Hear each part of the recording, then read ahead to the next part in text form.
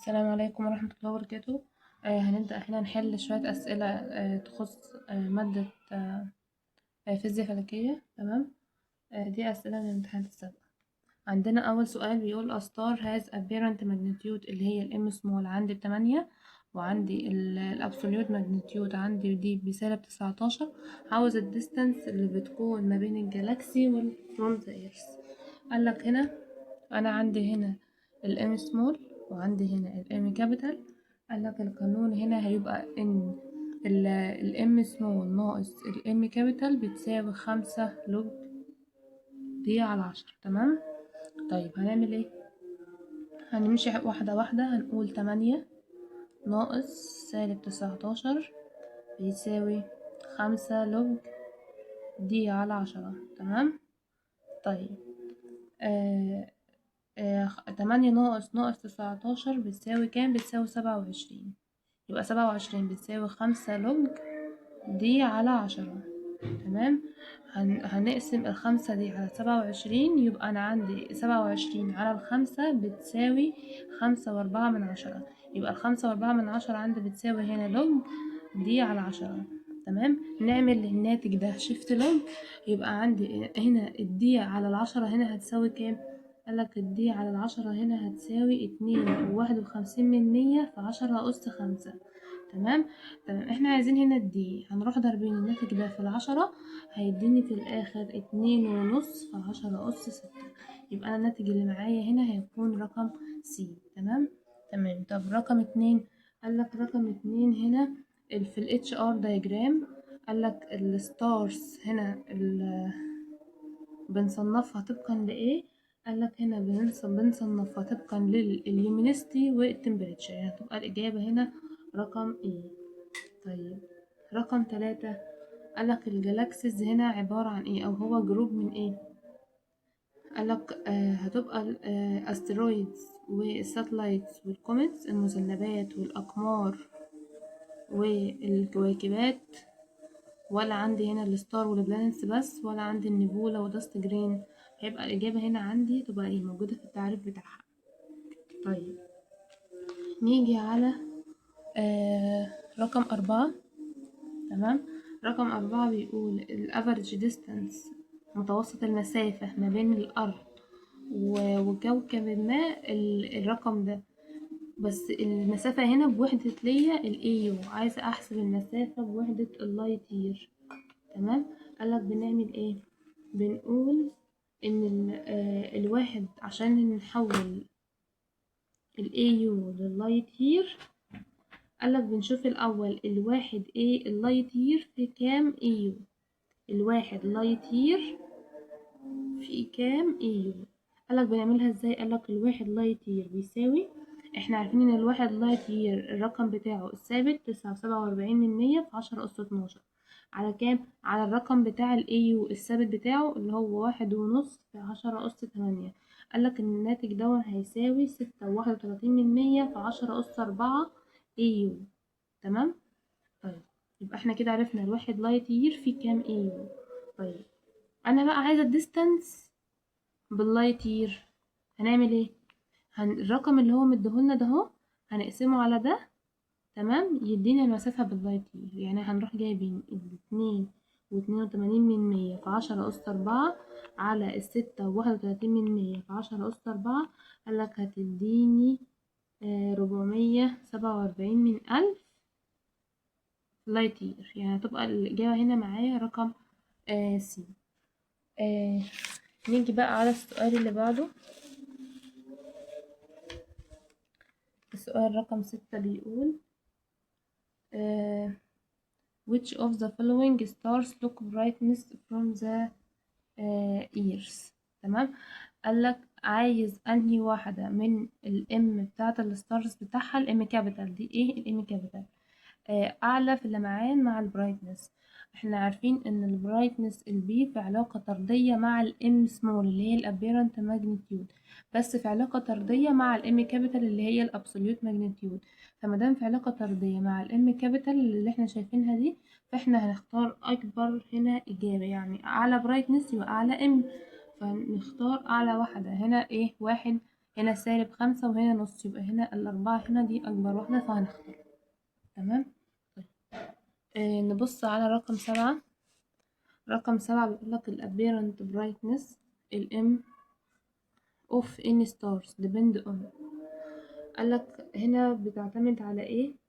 قالك بتعتمد على اليومينيستي والديستانس from the earth. تمام. طيب رقم 8. رقم 8 بيقول الاركسيك بيساوي ايه؟ قالك الاركسيك يا بيساوي الواحد AU على الواحد BC. طيب الكوميتس هنا عبارة عن ايه؟ المذنبات في رقم 9 قالك المذنبات عبارة عن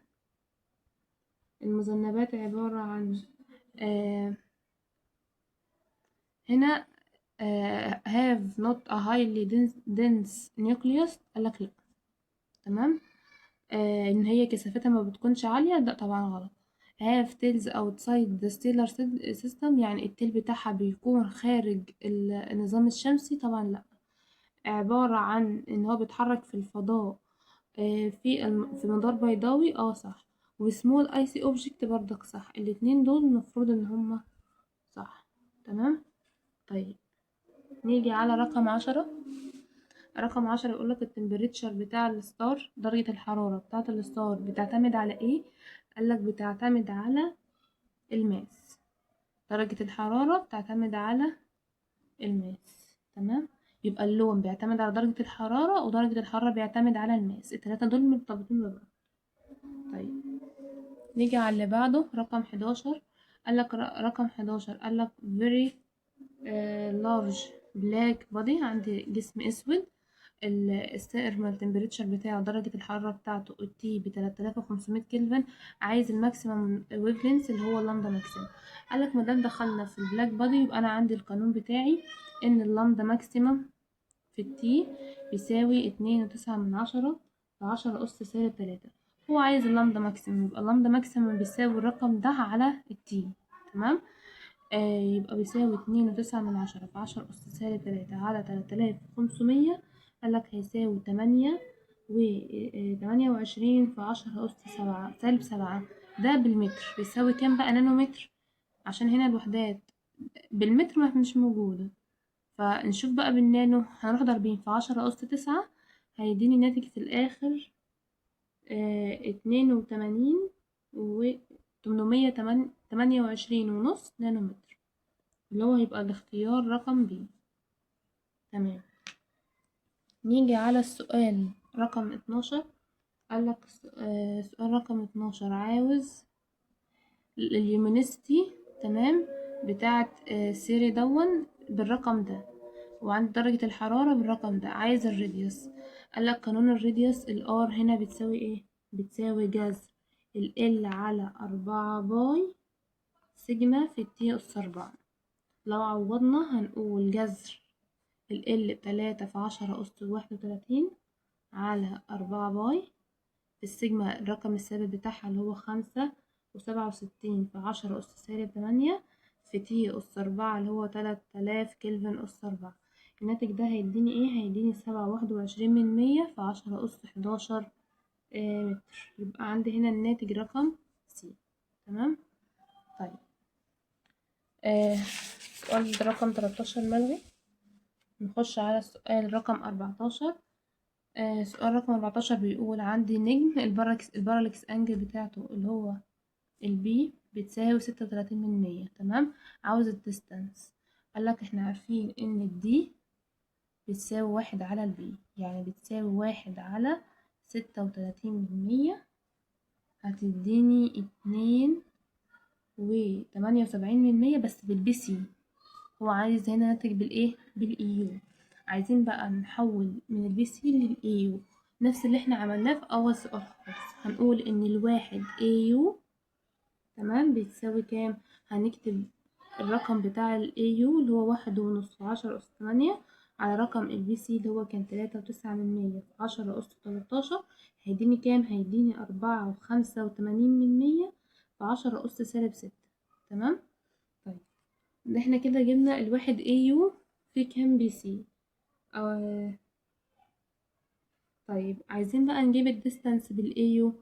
قالك هنا هنروح قايلين الناتج اللي احنا طلعناه اللي هو 2.78 على الرقم ده اللي هو 4.85 في 10⁻⁻6، هيروح مديني الناتج اللي هو 5.72 في 10⁻5 ايو اللي هو رقم بي. طيب نيجي على رقم 15. رقم 15 لما بنيجي نستخدم فينز لو بنكتشف ايه؟ احنا عارفين في قانون فين ان اللامدا ماكسيموم في التي اللي احنا لسه كاتبينه، اللامدا ماكسيموم في التي بيساوي 2.9 في 10⁻3. فاحنا بنلاقي ايه في قانون فين؟ قالك بنلاقي اللامدا ماكسيموم وبنلاقي التمبريتشر اللامدا ماكسيموم والتمبريتشر، يبقى both A and B. طيب نيجي بقى على جزء صح وغلط. قالك the brighter star are white bleach، يعني النجوم السطوع بتاعها عالي بيبقى لونها وايت بلوش، وايت بلوش اللي هو الابيض مزرق. اما النجوم الخافتة بيبقى لونها احمر. هتلاقوها في الفيديو النظري ان النجوم اللامعة خالص بتبقى ساخنة جدا، والنجوم الساخنة جدا بيبقى لونها بيروح للوايت بلوش. اما النجوم اللي بتبقى البرايت بتاعها قليل يبقى درجة الحرارة بتاعتها قليلة بتروح للون الأحمر. يبقى دي كده صح. تمام. طيب رقم 2 قالك رقم 2 إن السوبر جاينت هنا ار ذا موست ماسيف ستيبل ستار. السوبر جاينت ده أعلى واحد في الكتلة وبيبقى مستقر. قالك برضه تبقى الإجابة بتاعتها صح. طيب رقم 3 قالك رقم 3 البارسك هنا distance from the earth when ال AU subtends and 3 ال color of any stars depend on the mass. قالك لأ، احنا قلنا الكلر بيعتمد على درجة الحرارة، ودرجة الحرارة اللي بتعتمد على الماس دي مهمة ممكن تيجي، فهنا تبقى غلط. depend هنا on ايه؟ التمبريتشر. تمام. طيب نيجي على رقم 4 بقى. إن البارسك هنا اللي هو الفرسخ الفلكي هو عبارة عن المسافة ما بين الأرض لما بتكون الواحد AU subtends an angle واحد. الأنجل واحد ده اللي هو الواحد أرك سك، وتبقى صح. طيب نيجي عند 5 بيقولك اليومينستي اللي هو اللمعان هو الطاقة أو الكمية الكلية من الطاقة المشعة لما بيكون السطح عندي الطاقة المشعة يعني بتاعة سطح النجم بير المينوت. قالك غلط، تبقى بير السكند، الثانية. طيب نيجي على 6 قالك الإكليبسنج باينري اللي هو نظام الكسوف، النظام الثنائي اللي هو بتاع الكسوف عبارة عن بير ستار، نجمين بيدوروا حوالين بعض in the plane of light of the site. قالك صح، لسه مشروحة من شوية وهتنزل في النظري. طيب رقم 8 رقم 7 ده ملغي. 8 قالك any comment inside the solar system shouldn't have tail. أي مذنب هنا في السولار سيستم بتاعنا ما بيكونش له ديل. قالك لأ، بيكون له مش any. قالك الموست الأغلب بيكون له ديل، الأغلب ملهوش ديل. طيب 9 قالك 9 في ال HR diagram الستيبل ستار arranged in diagonal of the chart. قالك صح، الستيبل ستارز دي اللي هي بتبقى المين سيكونس تبقى موجودة على الخط المائل في ال HR diagram. صح. طيب 10 قالك الابسولوت ماجنتيود اللي هي الام كابيتال بتاعة النجم shows how a star would appear at distance 1 BC. قلنا لأ، في الابيرنت ماجنتيود قلنا بيبقى احنا عندنا النجمين بنحطهم على مسافة 10 BC مش 1 BC. يبقى عندي هنا الإجابة تبقى عندي غلط، تبقى هنا الإجابة 10 BC. بنحطهم على مسافة 10 BC زي ما قلنا، لأن عشان نخلي كل نجم يبان على لمعانه الحقيقي. يعني احنا لو قربنا المسافة دي ما بينهم عندي نجم لمعانه هيغطي على التاني، وممكن يعني نحسب لمعان لنجم اكبر من لمعانه الحقيقي. طيب لو ما حطينا على مسافة ابعد من كده قالك هيبان ليا النجم ده كأنه خافت او اللمعان بتاعه مش قوي. فال10 BC دي مسافة مناسبة ان تخلي النجم نشوفه بلمعانه الحقيقي. تمام. طيب نيجي على رقم 11. قالك رقم 11 هنا في ال HR برضو diagram الريد جاينت بتبقى موجودة في الدياجونال. قالك لأ، بتبقى موجودة في التوب ليفت، في أعلى يسار الدياجرام. طيب رقم 12 قالك ال apparent brightness of a star اللي هي الام سمول، the total amount of the energy received from the star on the earth. الام سمول اللي هي اللي احنا بنبدأ نشوفها من الأرض، لمعان النجم بس اللي بشوفه من الأرض. أما الام كابيتال لمعان النجم الحقيقي بتاعه. يبقى دي كده صح. طيب نبدأ بقى نكمل. نيجي على رقم 13. رقم 13 بيقول إن الإسنتريكي اللي هو ال E describe degree of the flatness of the ellipse orbit. قالك صح برضه، دي صح. طيب 14 قالك 14 كومبرنيكوس اللي هو العالم دون اقترح إن نص القطر بتاع الكوكب بيبقى بيساوي المساحة في equal time، يعني بيقطع مساحات متساوية في أزمنة متساوية. قالك لأ، قالك اللي قال كده كيبلر. وأنهي قانون في كيبلر؟ كيبلر ده له 3 قوانين. أنهي قانون فيه؟ قالك القانون التاني second law. العالم ده كان قايل حاجات برضو، بس كان الحاجات معظم الافتراضات بتاعته كانت غلط، واللي بدأ يعدلها كيبلر عدلها في كام؟ في 3 قوانين. اللي قال الكلام ده كيبلر في القانون التاني بتاعه.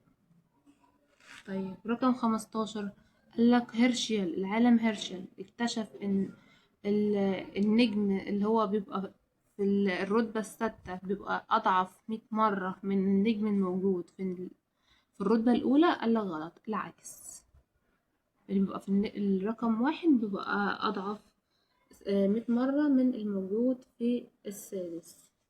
طيب نيجي على رقم 16. رقم 16 بيقول ان عندي R1 و R2 دول عبارة distance from the من الإيرث للتو فوكس، اللي هو البؤرتين الموجودين. لما يكون عندي مثلا شمس وكوكب، فالشمس دي لها مدار والكوكب له مدار، فهما بيتقطعوا عندي في بؤرتين.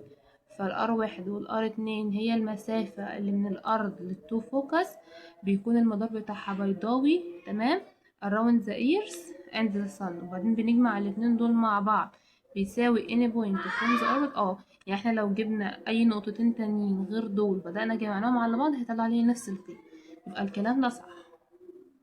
طيب في رقم 17 قالك في رقم 17 في ال HR diagram ال unstable stars تمام بتترتب according to their radius. قالك صح تمام. طيب في رقم 18 قالك في رقم 18 بيقولك ال area under the spectrum of the black body. black body ده المكان الإشعاع بتاعه كان كده ما بين اللامدا والانتنستي، كان المنحنى بتاعه بالشكل ده كده. قالك المساحة تحت المنحنى في البلاك بودي ما بتعتمدش على التمبريتشر. قالك غلط، ده بتعتمد. يبقى الإجابة هنا غلط، ده افكت أثر بدرجة الحرارة. ليه؟ قالك يعني لو النجم اللي معاه درجة حرارته كبيرة فتبقى عندك القيمة بتاعتي فوق، أقل شوية عندك القيمة بتقل، أقل شوية القيمة بتقل. فازاي ما بتعتمدش على درجة الحرارة؟ يبقى الإجابة هنا غلط. طيب رقم 19 the total power of emitted radiation from star. total power اللي هي البي اللي هي بتساوي ايه؟ بتساوي سيجما في التي اس 4، بتتناسب مع الثيرد باور اوف التمبريتشر. قالك طبعا الإجابة غلط، هتبقى الفورس باور. تمام. نخش على رقم 20. رقم 20 بيقول ان الام هنا الام كابيتال هتساوي الام سمول لو الستار النجم واقف عند 10 بي سي من سطح الارض. قالك هنا الام كابيتال هتساوي ليا الام سمول. نخش بقى على الامتحان التاني. الامتحان التاني بيقول where are the main sequence star located. يعني قالك السؤال بيقول ان المين sequence star اللي هي نجوم النسق الاساسي موجودة فين في ال HR diagram. قالك تبقى موجودة on the diagonal of the chart. احنا لسه حالينها دلوقتي. طيب رقم 2 قالك a star، تمام، في الرتبة الأولى، تمام، عاوز how many time brighter than the star of 6. قالك هنا الرتبة بتختلف عن التانية في فرق 100، يعني الفرق ما بينهم هيكون ايه؟ 100. فرق 5 مراتب بيبقى 100 مرة في اللمعان. طيب رقم 3 قالك الجالاكسيز are a group of، لسه حالينها دلوقتي في الامتحان اللي فات، استرويد وساتلايت وكوميت صح، نيبولا ودست جرين صح، ستارز وبلانت صح، تبقى الإجابة أول. طيب رقم 4 which of the following could cause a star of apparent bright. يعني هو عايز الستار بيكون أعلى في البرايت بتاعه لما يكون ايه هنا. قالك اللمعان هنا بيتناسب طردي، أو السطوع بيتناسب طردي مع اللمعان، يعني الاتنين دول ما بينهم علاقة طردية. يعني هنا هتبقى الإجابة دي. عايزين ده عالي فتبقى اليونست هنا بتاعي عالي. طيب نيجي على رقم 5. رقم 5 بيقول ان what are a binary system، ايه هو النظام الثنائي. قالك النظام الثنائي ده بتبقى عبارة عن نجمين بيبدأ ما بينهم قوة جاذبية، بيبدأوا يدوروا حوالين بعض، تمام، والمدارات بتاعتهم بتبقى مدارات بيضاوية، فتبقى الإجابة ايه؟ two stars orbiting a common center of mass. الإجابة دي. طيب رقم 6 قالك which of the following stars looks brightness. قالك العلاقة هنا ما بين ال B وال M. قالك اللي احنا لسه عاملينها ان العلاقة ما بينهم علاقة طردية، يعني احنا عايزين اعلى واحد في البرايتنس يبقى اعلى M، هتبقى هنا الام هنا 4.8. ده كده كان رقم 6. نخش على رقم 7.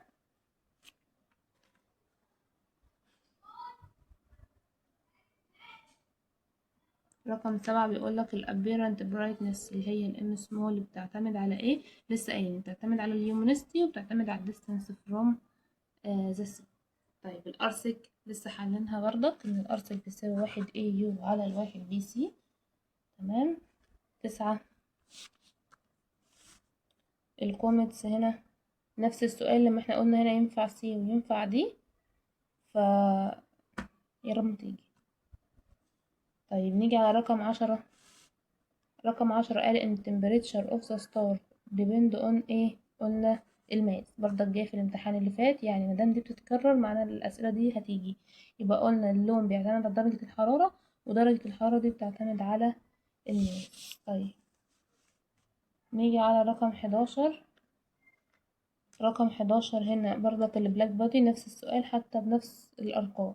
البلاك بودي درجة حرارته عندي هنا التي ب3500، عايز هنا اللامدا ماكسيمم. يبقى اللامدا ماكسيمم هنا نفس القانون اللي هو 2.9 في 10 أس -3 على 3500، هتديني 8.29 في 10 أس 7، ده بالمتر. فاحنا عايزين هنا بالنانومتر، عشان المتر مش موجود، يعني مش موجود الناتج الصح، فهيساوي ليا هنا 828.5 نانومتر، اللي هو رقم ب. طيب رقم 12. رقم 12 بيقول which of these stars are the most massive. قلنا أعلى واحد من النجوم بيبقى أعلى واحد في درجة الحرارة، أعلى واحد بيبقى في الكتلة، أعلى واحد في كل حاجة، السوبر جاينت ده آخر واحد فيهم أصلا وأكبرهم. طيب 13 what color do الهوتست، تمام. النجوم اللي هي بتبقى أسخن، قلنا النجوم اللي هي بتبقى سخنة جدا بتبقى البرايت بتاعها عالي خالص، بتبقى لونها وايت بلوش، على عكسها الريد. بس تبقى هنا النجوم الخافتة دي بتبقى البرايتنس بتاعها قليلة، وبتتحرك عند الألوان اللون الأحمر. طيب رقم 14 قالك what is the behavior of ideal black body. قلنا الجسم الأسود زي ما تسمعوها في الشرح، الجسم الأسود هو بيمتص كل الطاقة وكل الإشعاع اللي بيجي حواليه، وكمان لما بيعيدها بيعيد كله، يعني ما مش يعني بيمتص كله، ولما بيجي يعيده بيعيد كله. عشان كده مسمينه الجسم الأسود، فتبقى الإجابة عندي رقم بي. طيب نيجي على رقم 15. رقم 15 عايز الشيب، شكل المدار بتاعي في لما كبلر لما عدى على ال على العالم التاني اللي هو كان اسمه كوبرنيكوس. كان كوبرنيكوس ده كان بيقولك المدار بتاعي، المدار بتاعنا هنا اسمه سيركل دائري، فلما جه كبلر عدل عليه قالك المدار هنا هيبقى اليبتيكال بيضاوي. طيب نيجي على 16. قالك اللايت يير is equal to، اللايت يير بيساوي كام في الايو. قلنا هنعملها ازاي؟ قلنا بنكتب الرقم وبنقسمه عليه زي ما احنا لسه عاملين دلوقتي. بنكتب رقم اللايت يير اللي هي 9.47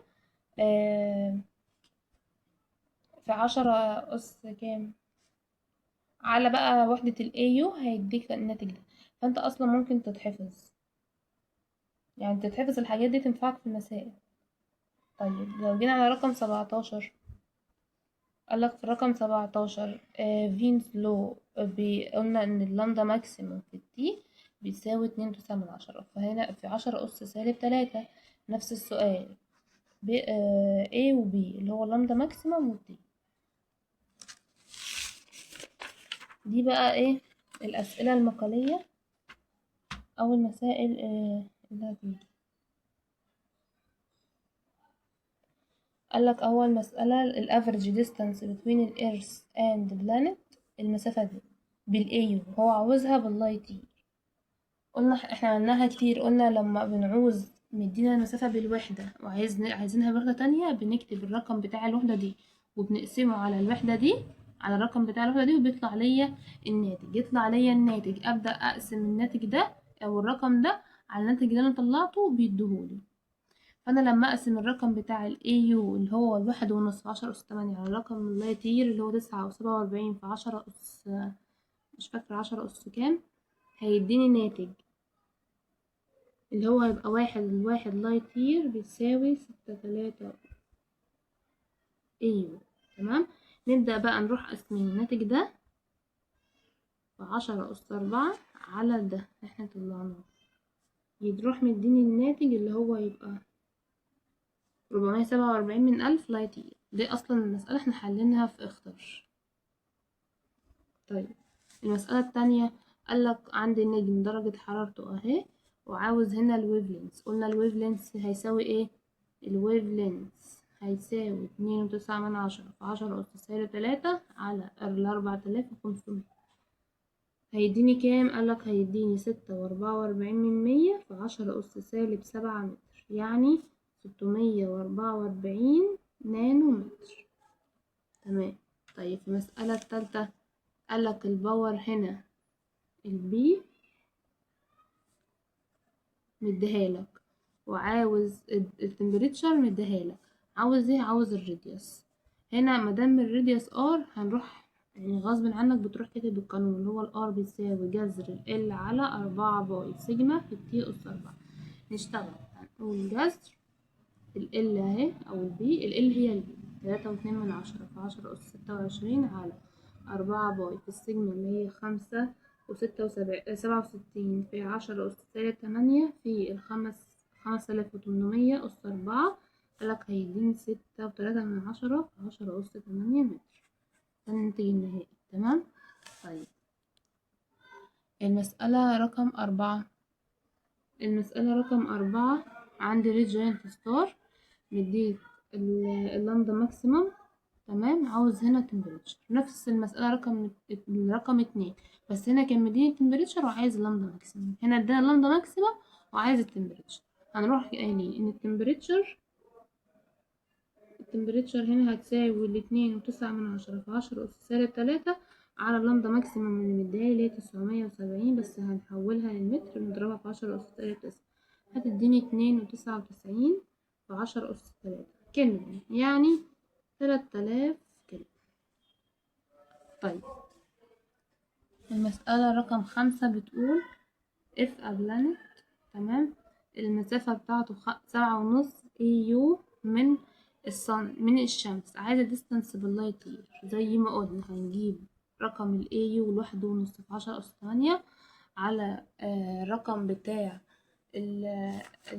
اللايت يير، اللي هي 9.47 في 10 أس 12، يطلع ليا الناتج. أبدأ أروح أقسم 7.5 ده على الناتج اللي طلع ما بين قسمة الرقمين اللي أنا لسه قايلاهم، اللي هو هيبقى ده، هيديني كام؟ قالك هيديني 1.19 في 10 أس 4 لايت يير. طيب مسألة رقم 6 بيقولك عندك ستار نجم، البارلكس انجل بتاعته البي ب25 أرك سكند، عايز الديستنس. هنا القانون بيقولك الدي هنا بتساوي 1 على البي، يعني بتساوي 1 على 25 هتديني كام؟ هتديني 4. الوحدة عندي هنا بالبي سي، وهو عايز أصلا الديستنس هنا بالباركسك، يعني مش عايزين نحول. طيب يقولك from a previous question، من المسألة السابقة عاوز الديستنس بقى هنا باللايت يير، يعني انا جبت الديستنس هنا ايه بالبي سي، ابدا اجيبها هنا باللايت يير. عايزه احول طبعا من البي سي لللايت يير، اشوف قيمه البي سي اللي هي كانت ب3.9 زي ما قلنا في 10 أس 13 على قيمه اللايت يير اللي هي 9.47 في 10 أس 12، واطلع الناتج اللي هيطلع هبدأ اضربه في ال4 اللي انا طلعتها، يبقى ال4 هنا اضربها في الناتج اللي طلع من هنا، الناتج اللي طلع من هنا اللي هو 3.26، يطلع كام؟ 13.4 لايت يير. طيب نيجي للي بعده.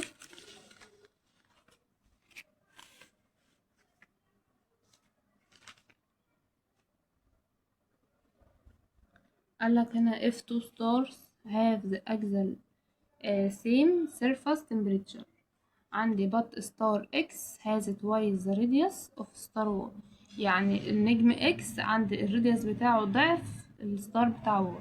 how does the luminosity of the star X؟ احنا عارفين مادام هنا بقى عمل الأور واللومينستي، قالك هنا هنستحكم القانون اللي بتساوي 4 باي ار تربيع سيجما في تي أس 4. يبقى هنا العلاقة ما بين اللومينستي والار علاقة طردية، يبقى أنا عندي ال هيبقى في علاقة طردية مع الار تربيع، يبقى أنا لو قلت أصلا ال اكس على ال واي قالك هيساوي ار اكس على ار واي بس لكل تربيع. الار اكس على الار واي، الار اكس على الار واي بيساوي 2/1، يعني 2، يعني لو ربعنا 2 تربيع هيساوي في الآخر 4. تمام. طيب رقم 2 قالك رقم 2 عندي الابيرنت ماجنتيود 8 والام كابيتال -19، دي اللي احنا لسه حلينا في الامتحان الاول اللي هو 8 ناقص 19 بيساوي 5 لوج دي على 10. هيطلع في الاخر الناتج، احنا لسه حلينا في الامتحان اول امتحان خالص، هيطلع في الاخر ناتج رقم C، هتلاقوها في اول الفيديو. طيب رقم 3 قالك رقم 3 هنا which of the following colors corresponds to the star with the lowest surface temperature. surface temperature قالك مادام درجة الحرارة قليلة يبقى أنا عندي درجة الحرارة القليلة قلنا بتروح ناحية اللون الأحمر، درجة الحرارة الساخنة جدا بتروح عند الوايت بلوش، أبيض مزرق. طيب نيجي على السؤال الرابع. in a track binary star system both stars orbit around a common point called the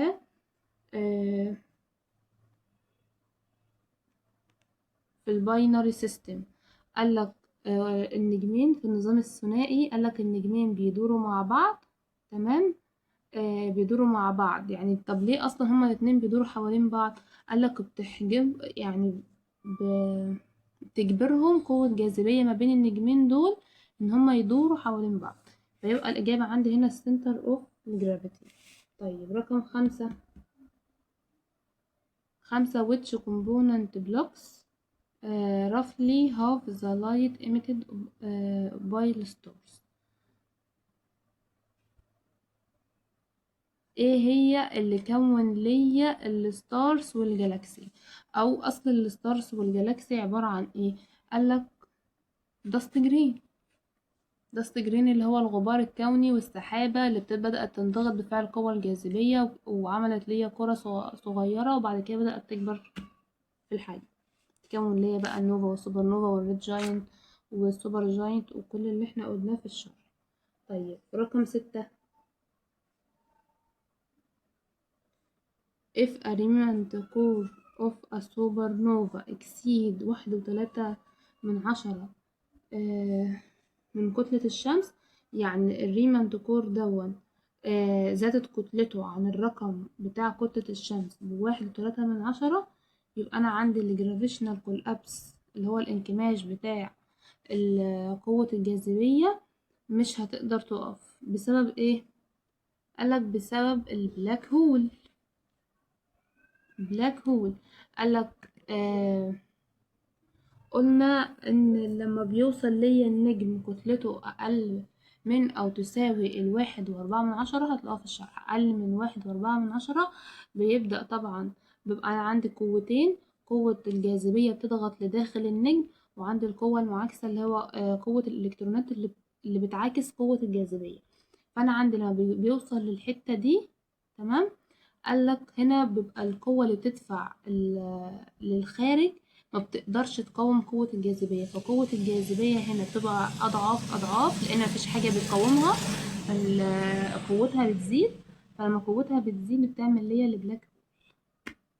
طيب رقم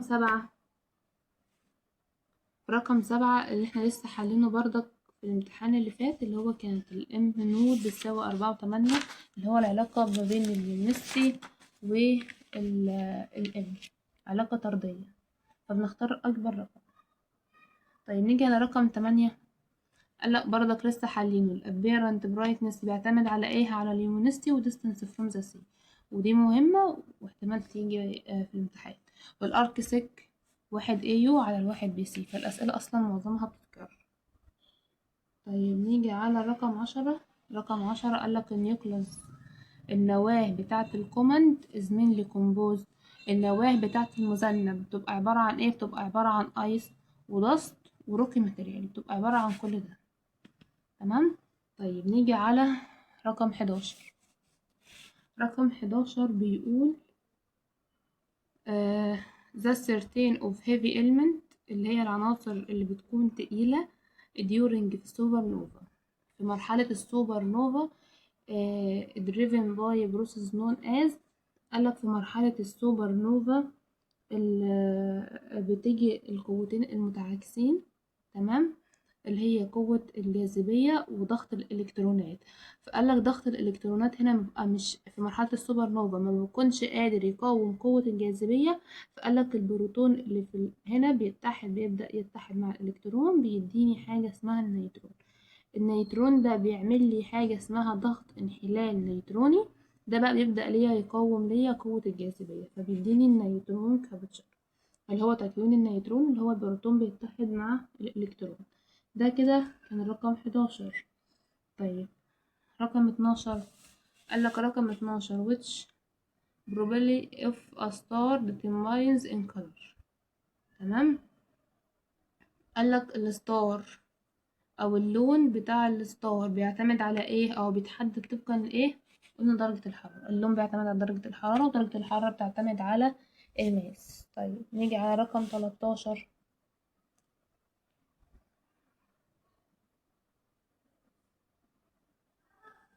قلنا بردك الفايف ماجنتيودز،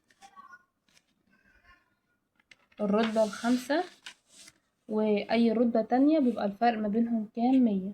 الجزء بتاع الرتب ده اصلا ملغى علينا، فلو جت اعتمدوها 100 على طول يعني. طيب نيجي على رقم 14، قالك في ال HR diagram الابسوليوت ماجنتيود هنا اللي هي الام كابيتال والليومينيستي بيبقى ضده ايه؟ لو قلنا بيعتمدوا على ايه؟ قلنا بنعتمد على اليومينيستي وديستانس فروم ذا ايرث، بس هنا بيبقى ضد ايه؟ قالك ضد السيرفاس تمبريتشر، لان احنا قلنا النجوم السخنة بتبقى رايحة عند اللون الازرق، والنجوم الباردة بتبقى رايحة عند اللون الاحمر. طيب السؤال رقم 15، البوينت النقطة اللي بتكون في المدار لما بيكون الكوكب قريب من الشمس. احنا قلنا احنا هنا عندي نقطتين، لما بيكون الكوكب قريب من الشمس بتبقى المنطقة عندي هنا، او بيكون هنا اسمها بريهيليون. دي لما بيكون قريب الكوكب قريب من الشمس بتبقى المنطقة عندي بريهيليون. طب لو الكوكب بعيد عن الشمس قالك بتبقى المنطقة دي اسمها ابيهيليون. طيب نيجي بقى على جزء صح وغلط. قالك the brighter star are white bluish، صح، والداينست بيروح للأحمر يبقى صح. طيب الكوميتس هنا بيبقى عبارة عن long glowing tails، بتبقى عبارة بتكون اللي هي tail of الجاز and the dust when move far away from the sun، صح. طيب نكمل. 3 بيقول لي الكولر هنا بيعتمد على الماس، قلنا غلط، دي اللي مش عارفة المرة الكام. الكولر بيعتمد على التمبريتشر، والتمبريتشر هي اللي بتعتمد ليا على الماس. طيب في رقم 4 قالك الستار لما بيكون عند الابيرنت ماجنتيود بتاعته بواحد، اللي هي الرتب، بيبقى اللي في الرتبة الأولى بيبقى برايت أكتر سطوع من اللي بيبقى في الرتبة الستة.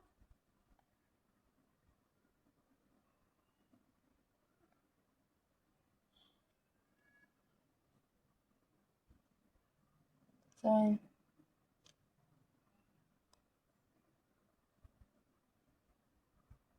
قالك بيبقى هنا غلط.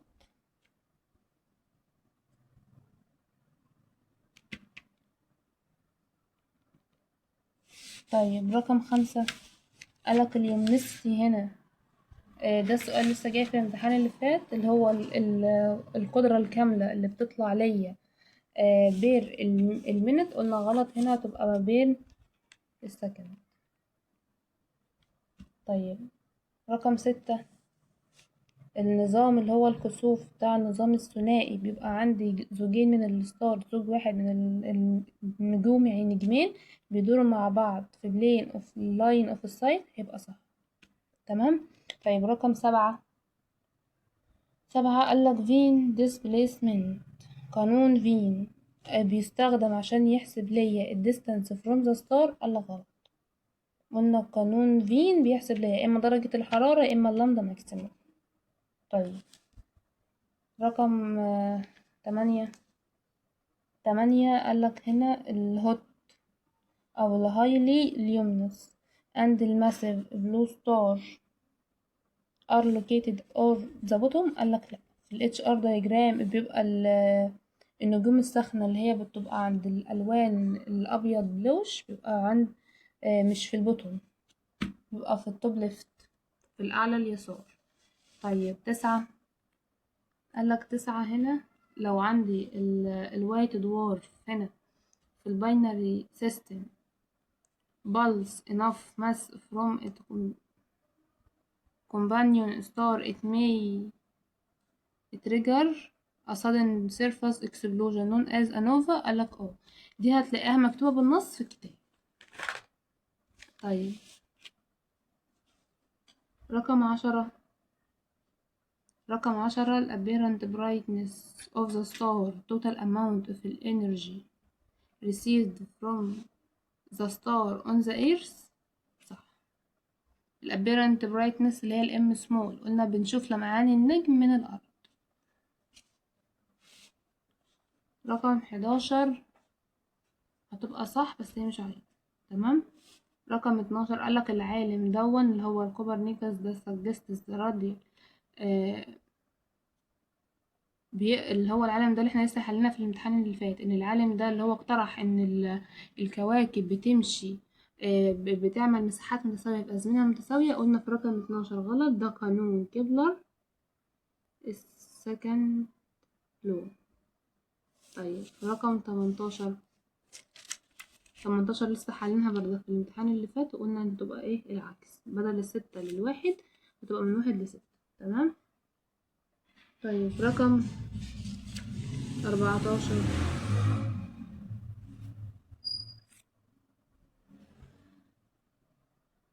الاليمنتس هيفير، العناصر التقيلة زي الذهب واليورانيوم، دي formed during the main sequence phase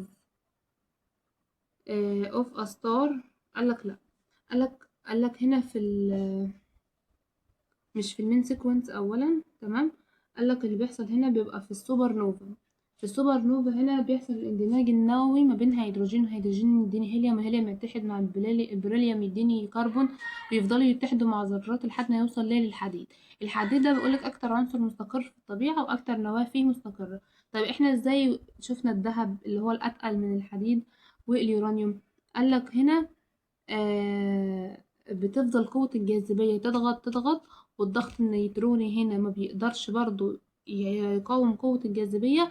فقالك هنا الضغط النيوتروني لما قالك البروتون اتحد مع الإلكترون ده النيوترون، قالك هنا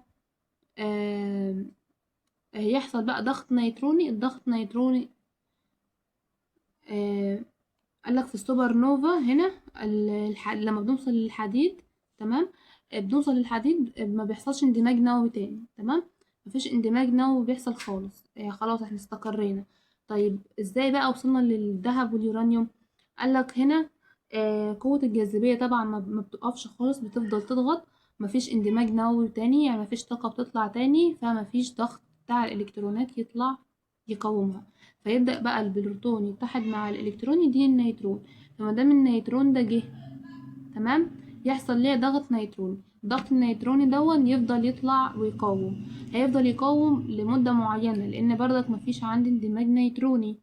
طيب يعمل ايه؟ يبدأ يعمل ايه؟ قالك يبدأ النيوترون ده يتحلل تاني لبروتون والكترون. ما دام اتحول ليا لبروتون، يعني لو الذرة اللي معايا مثلا الحديد 56 زاد بروتون، قالك يبقى هيديني 57، يبقى انا عندي كده الذرة بقت اتقل والعدد الذري بتاعها كبر. تمام، يبقى انا عندي هنا في السوبر نوفا مش في المين سيكونس. طيب في الرقم 15، في رقم 15 ده احنا حللنا في الامتحان اللي فات، تبقى رقم صح. طيب رقم 16 قالك المساحة تحت المنحنى في البلاك بودي ما بتعتمدش على درجة الحرارة، لسه حالينها برضه غلط وقلنا بتعتمد. 17 قالك التوتال باور بتاعة الإيميتد راديشن تعتمد مع القوة التالتة، قلنا لأ القوة الرابعة، اللي هو القانون بيساوي ايه؟ البي بتساوي سيجما في التي أس 4. تمام. طيب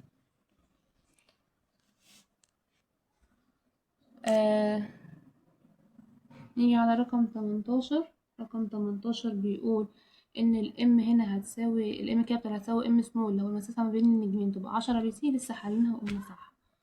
طيب البلسر ده احنا لسه الشرح اسمه النجم النابض. تمام. النجم النابض ده له حكايته وتسمعوها يعني في الشرح. بيقول لك rapidly spinning neutron star emits regular powerful pulsar and electromagnetic radiation. صح. النجم النابض دون تقريبا بيبقى في السوبر نوفا. السوبر نوفا ده بينفجر، فالقلب بتاعه لما بينفجر بينزل للمرحلة الأقل. السوبر نوفا بيبقى اللي بيوصل للنوفا، تمام، فبيبدأ ليه يطلع ليه وميض وبينطفي أو بيختفي وبعدين يرجع تاني، يعني كأنك بتقيد لمبة بتقيدها وتطفيها تقيدها وتطفيها. فهنا ده هيبقى صح. رقم 20 بيقول ان ال AU عبارة عن average distance ما بين الأرض والمون. قالك لأ، ما بين الأرض والسماء. تمام، فكده كان جزء صح وغلط. نيجي على بقى جزء المقالي.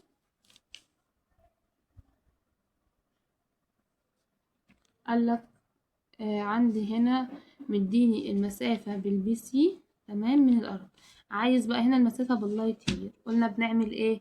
قلنا بنكتب رقم الوحدة اللي مديها لنا، الرقم البي سي اللي هو 3 9 من 100 في 10 أس 13، أبدأ أقسمه على مسافة اللايت يير 9.47 في 10 أس 12 يديني رقم.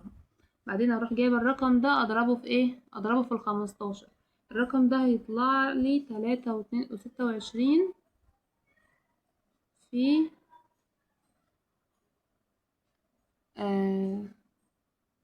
15 هيساوي 48.9. هتقولولي ليه هنا أنا بضرب؟ احنا كنا بنقسم في الوحدات التانية. البي سي هنا وحدته بيساوي 3.9 في 10 أس 13 كيلومتر. لما بيكون عندي الرقم بيساوي كيلومتر وعايز أحول من الكيلومتر لحاجة تانية، قالك احنا هنا بنضرب. تمام، يبقى من الوحدة للكيلومتر بقسم، ومن الكيلومتر للوحدة بضرب. طيب رقم 2، عندي درجة الحرارة مديهالنا، وعندي الراديوس مديهولنا، عايز ال قلنا ال بيساوي ايه؟ ال بيساوي 4 باي في ار تربيع في سيجما في تي أس 4. يبقى 4 باي في الار تربيع اللي هي 1.5 في 10 أس 9 الكل تربيع، في السيجما اللي هي 5.67 في 10 أس-8 في التي أس 4 اللي هي 5000 أس 4. هيديني الناتج في الآخر 1 في 10 أس 27. تمام. طيب رقم 3، عندي المسافة مديهالنا بالAU، عايزها بالBC. المسافة مديهالنا بالAU عايزها بالBC. نبدأ نحط رقم الAU ونقسمه على رقم الBC يطلع لي ناتج، والناتج اللي هيطلع هروح أقسماه على الرقم ده. يعني أنا الAU رقم 1.5 في 10 أس 8، يعني ناتج الBC 3.9 في 10 أس 13 هيطلع لي الناتج. هروح كده بعد كده 1.5 في 10 أس 6 دي على 10 أس 8 دي على الناتج اللي هو مديهولنا، هيطلع لي في الآخر 7.27 BC. تمام. طيب بعد كده نيجي على رقم 4، عندي البارالكس انجل البي ب4 من 100. عاوز هنا الديستانس. الدي بيساوي 1/b، مفيهاش اي حاجة. 1/4 بيساوي 25 BC. تمام. نيجي على رقم 5. رقم 5 مدينا ايه؟ جينا هنا على بلاك هول اللي هو الثقب الاسود، التوتال ماس بتاعته مديهولنا. تمام. هو عاوز الراديوس. تمام. في البلاك هولز هنا القانون ان الراديوس هنا الRS بتساوي 2 في الجي في الام على السي تربيع. 2 هتتعمل في الجي اللي هي الارقام الثابتة هيكون مديهالك تحت هنا. تمام. 2 في الجي في الام اللي هو مديهالك في المسألة. تمام. على السي تربيع هي 3 في 10 أس 8 لكل تربيع. هيطلع لك الناتج في الآخر 8.9 في 10 أس 13. طيب رقم 6، قالك في رقم 6 عندي الابيرنت ماجنتيود 8 والام كابيتال موجب 3. عاوز الديستانس. قلنا الام سمول ناقص الام كابيتال بيساوي 5 لوج دي على 10. 8 ناقص 3 يبقى 5. يبقى أنا عندي 5 بتساوي 5 لوج 9 دي على 10. نقسم على 5 يبقى أنا عندي لوج دي على 10 بتساوي 1. شيفت لوج ل1 هيديك 10. يبقى أنا الدي على 10 بيساوي 10. يبقى الدي بيساوي 10 في 10 هيساوي 100 في الآخر.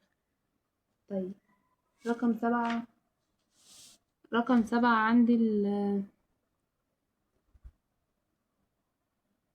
مديك اللامدا ماكسيمم الويف لينث لامدا ماكسيمم مديهالك. تمام. وهو عاوز هنا التمبريتشر. يبقى انا عندي القانون اللي هو اللامدا ماكسيمم في التي بيساوي 2.9 في 10 أس-3. هو عاوز التي، يبقى انا هقسم الرقم ده على اللامدا ماكسيمم اللي هو مديهولي 5 في 10 أس-7 هيديني 58 في 10 أس 4 كلفن، يعني 5800 كلفن. وكده خلصنا الأسئلة.